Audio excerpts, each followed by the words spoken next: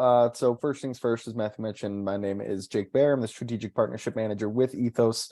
Feel free to just call me Jake from Ethos. That's what most people know me by. That's the brand that I'm going with these days. So really just leaning into it.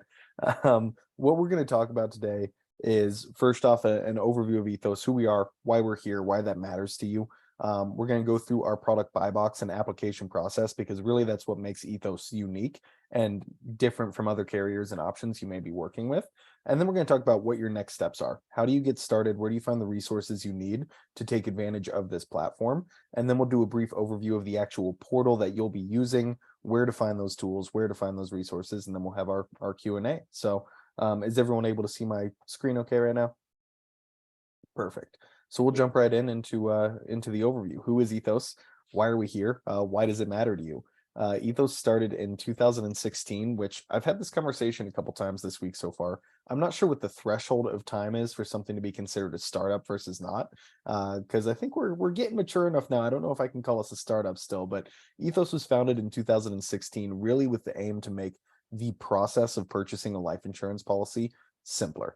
Our initial sales model was direct to consumer, and we still have that channel today, but really what they realized was the vast majority of people who have a life insurance policy in the US, if it's not through their employer, it is through working with a trusted broker. So that's when we broke off and created this distribution channel in order to partner with you to help get this program, this platform, these products into the hands of clients. And really the goal there is anyone who's applying through Ethos and goes into our application process has a chance of getting coverage via one of the 4 carriers we're partnered with and 7 product options. That's really the goal of Ethos and the platform is regardless of who's applying, we're going to find something that's going to be a good fit for them, all from a single origin point, single application. That's what makes Ethos different. That's what makes Ethos simpler. And the idea really is, again, regardless of who's applying, we're going to find something that's going to be a good fit for them.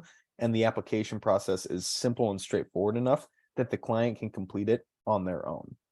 What that client journey looks like is simple enough. When you're signed up with Ethos, which I believe most of you already are, you're already up and running, have an account with Ethos, you're provided with a link to your own website. It's your own dedicated Ethos landing page where clients can go on, they can apply, they can run their own quote. Really the most scalable, easiest option, the easiest way to use Ethos is getting that link, that website, in front of as many people as you can. You send that to a client, they click on your link, they go to your website. This is what it looks like for them. They can start that application process. They go into the application, takes 10 to 15 minutes. There are never any medical exams. The client's going to go through the application process, answer their reflexive health questions, put in their basic information. In the background, we're pulling from over 300,000 data points. So by the time they finish those health questions, we put all the information together and are able to determine what this client is going to qualify for out of our 4 different carrier options and 7 different product options within that buy box. We're able to make that offer right then and there more times than not. And they're provided with that offer and they can check out right from the screen. They can adjust the slider to change their face amount, update their term length, ultimately put in their payment information and click accept, and they're off to the races. They have an issued policy within 15 minutes and their own client portal where they can log in, view and download policy documents, make changes, ask questions, everything on their own client portal. So that's what the client journey is going to look like. But we'll go through a little bit more in-depth information on what's happening in the back end to allow the clients to have this 10 to 15 minute process with no parameds and a really high likelihood of getting a product that's a good fit for them. In the background, this is what we are going through is we, again, work with 4 different carriers to offer 7 different product options, all from a single origin point, all from a single application. So as the client is going through that application, we are determining in the background where they're going to be a good fit based on the information that they're providing on the application combined with the 300,000 data points we're pulling in the background. So a lot of it is going to start off right off the bat and your typical part A of the application. They put in their name, email address, date of birth, physical address. That information is going to determine demographic wise, okay, where are we starting out? And then once they really get into the application answering those health questions, that's where we decide and our underwriting algorithm really decides what's going to be the best fit for these clients. So let's say more times than not, anyone that's in a standard to preferred, average health or better is probably going to start in what we call our good category. That's with legal in general. That's what we call our prime term product. That's up to $2 million in coverage, 10 through 30-year level term. It's going to be the most cost-effective option. And again, no parameds, up to $2 million of preferred plus coverage with no parameds and the availability to get coverage in 10 to 15 minutes. So that's really where we're going to start.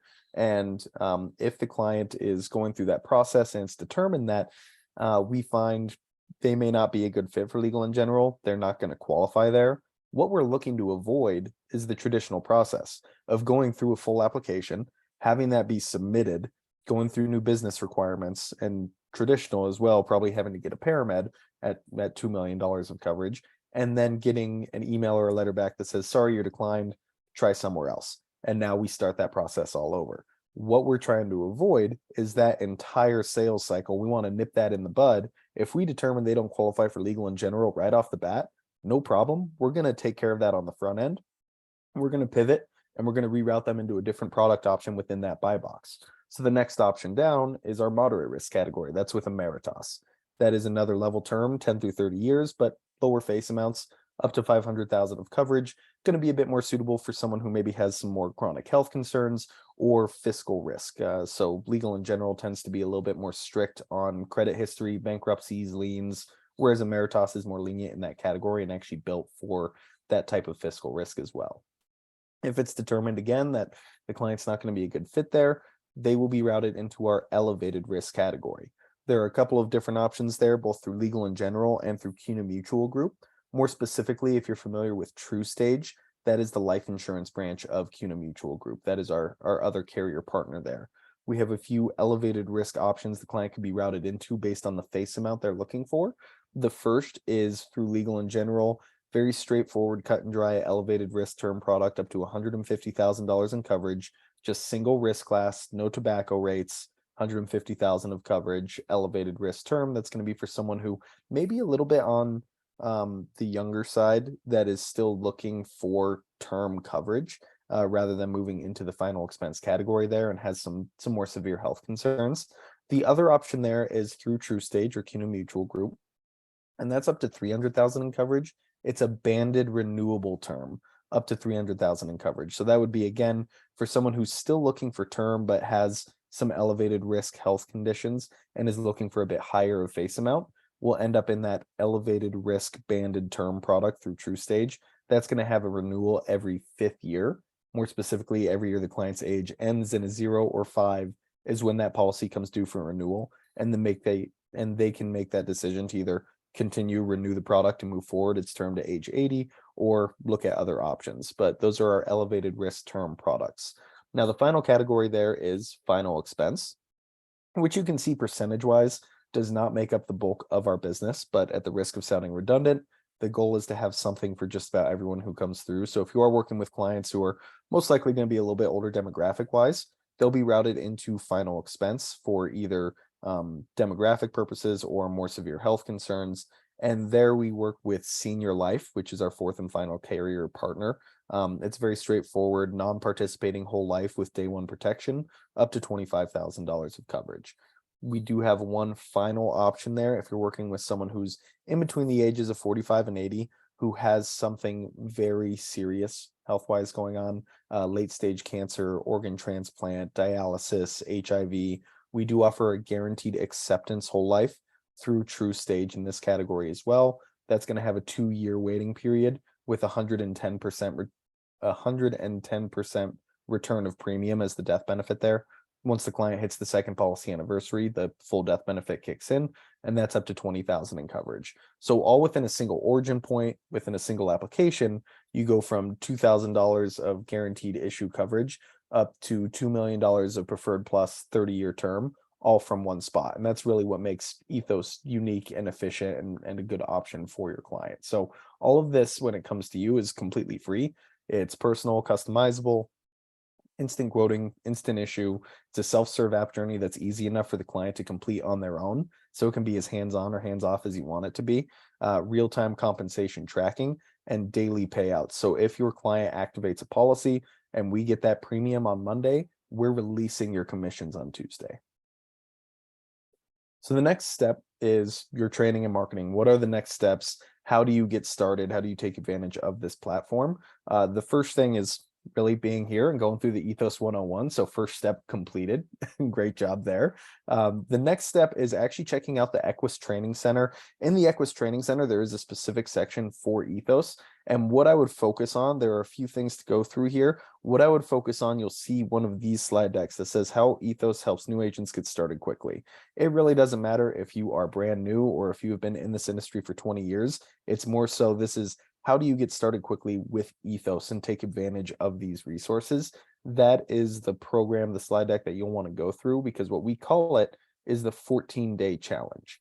In that slide deck on the Equus Training Center, it's going to walk you through a calendar day by day, what you do for the first 14 days using Ethos, and it's going to give you all the resources you need and what to send for 14 days so that you get your first couple pieces of Ethos business in, get your foot in the door, get comfortable with the system, and have everything you need to really start scaling and marketing this opportunity to hit more and more families and protect as many people as you can. So as I scroll through this, you'll see the first section, probably redundant information. This is what we're going through today. That's your basic Ethos 101. But as we go through, it's going to say, okay, on day 2, complete an application. On day 3, it's going to say share social media post number 1. And as you go through here, when you get to day 3, it's going to give you that social media post. It's going to give you the template. All you're doing is copying and pasting, put in your link. On day 4, it's going to send email number 1. Here's the template, email number 1. Literally everything you have to do for a 14-day period, along with the templates you need to send out.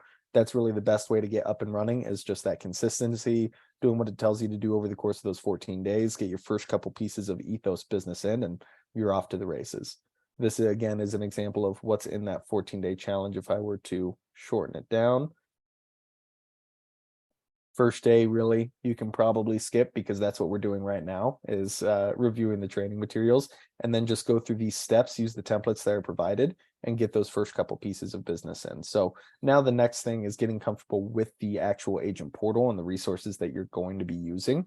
First things first, you'll want to go to agents.ethoslife.com. All of you should already be signed up. If for some reason you go here and you put in your contact information and you get a message that says, partner not found, let Matthew or Eric know so they can pass that along to me, and we'll make sure we get you up and running as quickly as possible. For the most part, you all should already have access to this platform. So go to agents.ethoslife.com, throw in your phone number or your email address, click submit. You will get a code that you use to log in. You don't need a username and password. So plug in that code and you're off to the races. Once you're in the agent portal, the 3 main things that I'm going to go through are how to get into the application. So first things first, your bread and butter, the share website option. This is the link that we've been referring to. This is what you put in your email signature and your social media posts and your email blasts. It's copying this link and putting it everywhere you can to get it in front of as many clients as possible. When a client clicks on that link, they get taken to your Ethos landing page. This is my Ethos landing page. I'll show you what yours is going to look like. But when a client clicks on that link, they get taken to this page. If it loads for me, well, maybe the preview will be good enough here. This is the preview of what that's going to look like. The goal really when we send this to clients, here we go, is we want them to click that get my rate option right here. They click get my rate, and that starts the application. Everything is tracked back to you because it came through your website, through your link. So really you could get that out in a social media post and email blast. People could start and complete that application without you even knowing it, and you would still receive credit for that sale. Also, if you're having a conversation with the client and they just don't have the time, or maybe you've had 3 conversations with them and it's just not happening, it's really an easy way to say, hey, I'm going to get this over to you. I'm going to send you this link, put the ball in the client's court, have them complete it when they have a moment, and get that coverage. So that's option 1. Send them a link, have them click get my rate, and they can fill out the application on their own. That's the most hands-off option, but the most marketable, the most scalable, easy to do at volume. Option 2 is running a quote. So click start quote. You're working with a client, pretty standard rater here. Put in the client's basic information, put in mine here. Just assume I'm standard across the board. I always recommend, if you have the info for the quote, put in as much as you can, put in their height and weight so we can calculate their BMI. check and see if they have anything that matches in the medical history and the criminal history. Check the box if they do. That's how you can make sure and get the most accurate quote possible. Once you have all the information into the quoter, you just click view results. It's going to come up with what they're most likely to be approved for. You adjust that slider for the face amount we're looking at, choose your term length and click continue. Then it's going to bring you to a page where you just plug in the client's information so you can send the quote on over. What's nice about this is when you do send the quote, and click send quote to client, when you do send the quote to the client, it's going to be in the body of the email. It's not going to be an attachment that comes in the email. It's the actual body of the email, and they can apply directly from the email that's sent to them. So this is what the body of that email will look like. It'll have your information here, the client's information down here. Here's their coverage amount, term length, and cost. They click apply now directly from the email that you have sent them. And again, off to the races, they're in the application. You're going to see a bit higher conversion ratios when a client enters an application from a quote versus the link, but again, takes a little bit more time on the front end. So it's really a combination of all of these things. The final option is going to be the most traditional if you've worked with something, e-apps or iPipeline in the past. If you're working with a client, whether you're on Zoom, over the phone, kneecap to kneecap, you can just click application. And this is the agent assisted app. This would be you completing the application on behalf of the client, sending it over to them at the end so they can provide their authorization and ultimately activate that policy. So you do have to put in the state that the client resides in to make sure that you are able to complete this application on their behalf, have the proper licensing, plug in the client's email address, start the application for my client, acknowledge, and you are in the application, and now you can move forward and complete the application on behalf of the client. You'll get to a page at the end that says send to client, where they can ultimately provide their acknowledgement and activate the policy. So you're probably going to see the highest conversion ratios this way when you are more hands-on and you're completing the app on behalf of the client. But again, there are multiple ways to do business with us. And if you do a combination of these things, that's really where we see you being successful. Getting that link out to as many people as possible, running quotes for the clients you do have the information on, and those you're working closely with using the agent assisted application. You're going to see success with Ethos by taking advantage of all of those different opportunities and methodologies of actually getting an application in the door for a client. All right, and this already went through there. So that's really the bulk of information we're getting through on Ethos 101. That is your information on the product buy box, the application, how to get into the system, where do you go to get started. So now I believe we're doing all right on time. We have some time left, and we'll open up the floor to questions.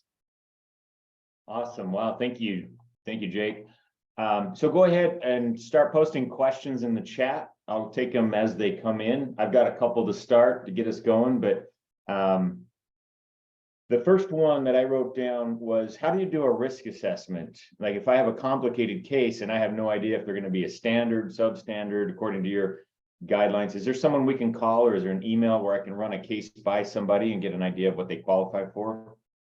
So with Ethos, again, our process is very different because we're working with 4 carriers and 7 different product options. When it comes to a risk assessment, really your best route, if you're with the client right then and there going through that information, is to start an application, take the 10 minutes and figure out exactly what they qualify for. You can do your field underwriting. The best way to do that is by using the power quoter on the front end and taking a look at the product field underwriting and product guidelines. You can always reach out to our chat feature on here. You can chat with an expert. This goes to our customer support team that could probably help out with the risk assessment. But really, again, just because this is a unique process, this is different. We're working with more than one product.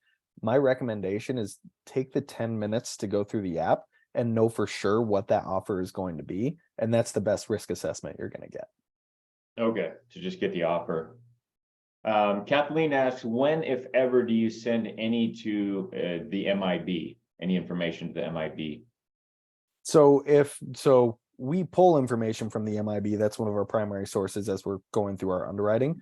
But we report to MIB either when an application is submitted or if it's an instant offer when the client accepts that offer and activates the policy. So if a client goes through the entire application and decides that they don't want to submit the policy, then nothing goes to MIB. If they ultimately go through and submit a policy, or they get that instant offer and approve the policy, that's when that information does become available to MIB.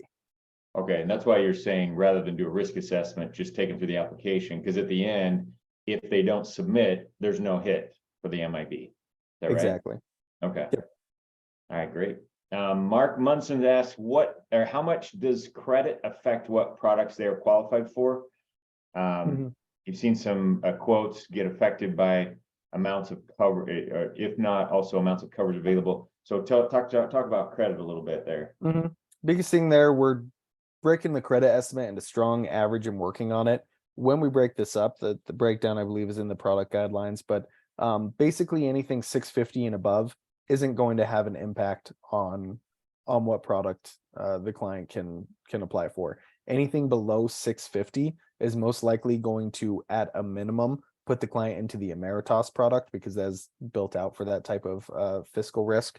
So that's really the cutoff. If we're below 650, the best we're going to do is most likely the Emeritus product.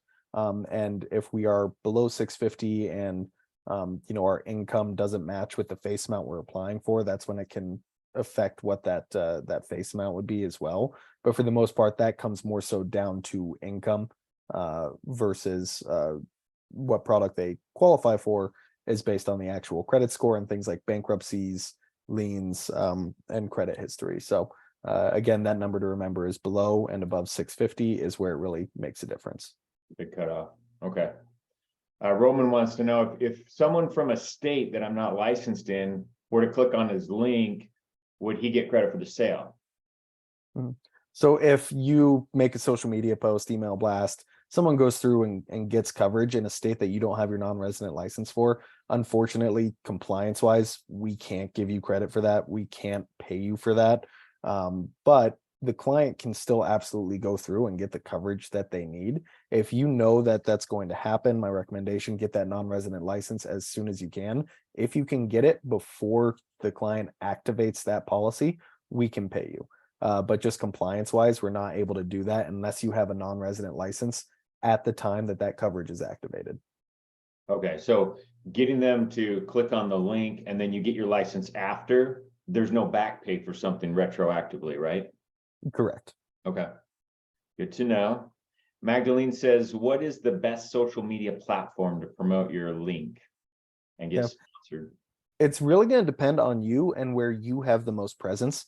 Facebook, for a lot of people, is that spot. It's very easy to create a business Facebook page. It's very easy to invite your entire network to that page and easy to promote. So I'd say Facebook is probably the best starting point. LinkedIn, a lot of the times, is used more for recruitment and business to business networking. So I don't see as much client facing on there. So I'd say Facebook. If you have an Instagram, if you have a following there, that's great. But Facebook is probably where you have the largest presence and can reach the most people. Cool. Are there any marketing templates that are editable so I can add my QR code to it? Absolutely. So I'm actually glad you brought that up. On this agent portal, if I go over to this icon on the side, that's our agent resource center. Check out this digital marketing tab, and it's going to give you a ton of templates and toolkits. This digital co-marketing toolkit is very similar to that 14-day challenge, where it's going to give you those templates. All you have to do is download them, and you can add your link to them and post them where you want to. So again, if I go through here, we have emails, we have blogs, we have social media posts that are already pre-compliance approved, digital banners. All you have to do is download those and you can add your link right to it and make the post. Cool. What about New York? We've got some agents here that are in New York and they're always struggling finding carriers. Are you guys planning on representing in New York anytime soon? As far as I know, it's a conversation that's been had for the past few years. And honestly, I couldn't tell you if we've made any progress on that. For now, I know we're not in New York, and at least on our roadmap, I don't know anything about us being in New York soon. Okay. I've got a question on, when we're doing the app for the client, is there a way I can, like, even if somebody's younger, if they specifically want final expense, it seems like the program defaults to the best possible option, which are usually the term products for bigger coverage. But if I want to put someone specifically in something like a final expense, can I dictate, I don't want term, I want it to go here? Mm-hmm. The best way to do that is going to be, you have to run a quote in that circumstance. You can't go straight into the application. You'll want to run a quote and specifically choose the final expense product. That way, that's what the client can apply for. Okay, so I'd go to the quoter tool first. Yep, go to the quoter tool first. I'll just use me as an example. Oh, I won't put in too much info.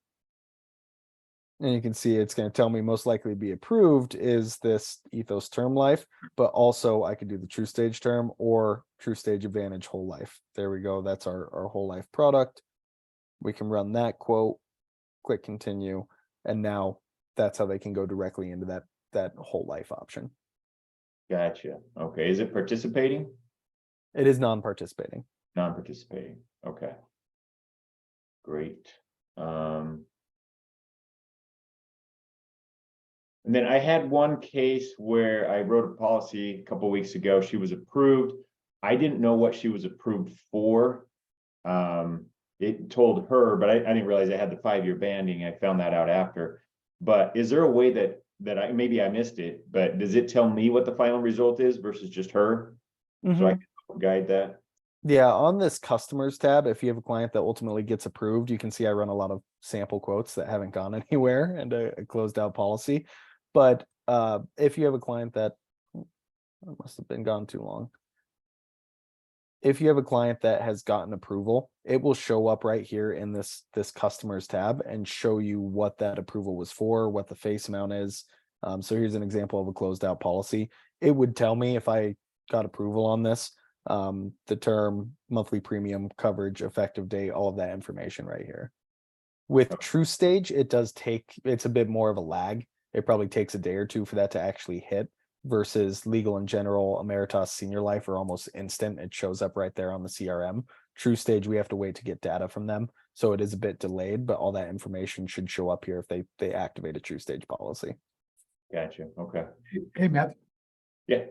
Hey, you talked about that client that was approved, but it was, what did you say it was? It was a 5. Oh, it has the 5-year banding. I think that was the True Stage term product. True right? Stage term. Okay, does the client know what that is, Jake? Like, do they know that their rates are gonna go up if they do True Stage? I mean, how do we, that's something that is there a way we can get some, and I'm sure it's probably on the site, because that's something that in the industry, we try to steer people away from. And so that's not a hit on you guys, but it's like, I just want to make sure that, because here's what's going to happen, even though you, meaning Ethos, wrote the policy, Matthew is the agent. If 5 years from now, she gets a letter in the mail, she's calling Matthew, not you. And it's going to look like he knew about this kind of thing. So we have to kind of know, I mean, do you need, is there like information that comes along with the policy, or do they understand that? Or is it like in small print? Like, how does that work? Yeah, so with the True Stage term, so that's kind of a niche product, elevated risk, looking at higher face amounts is the True Stage term. As they're going through the application for that, it does say that it is a banded term product. It's a renewable term to age 80. It's not level term. But again, that can be a little jargony. So something that is good to note, definitely take a look at the product guides, take a look at the quotes and what your clients are planning for. If you see True Stage term, just, a light bulb should go off. That's something, a conversation you should probably have with your client, because again, even though it is said during the application process, there's a reason that we as brokers exist, and that is to bridge that information gap and make sure that everyone knows what's going on. Absolutely. Thank you. I appreciate that. Yeah, thank you.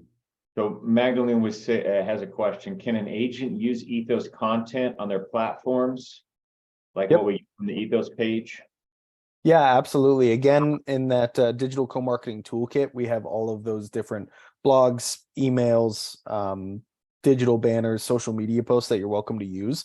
And also, let's see if I can find something else here as well. Digital marketing. There we go. Right here in that digital marketing tab as well, we have ad creative and sample copy. These are ads that we run just on social media, all over the place, that are compliance approved, that you can go ahead and download and use yourself as well. So if I blow one of these up, here we go. Here's just an example.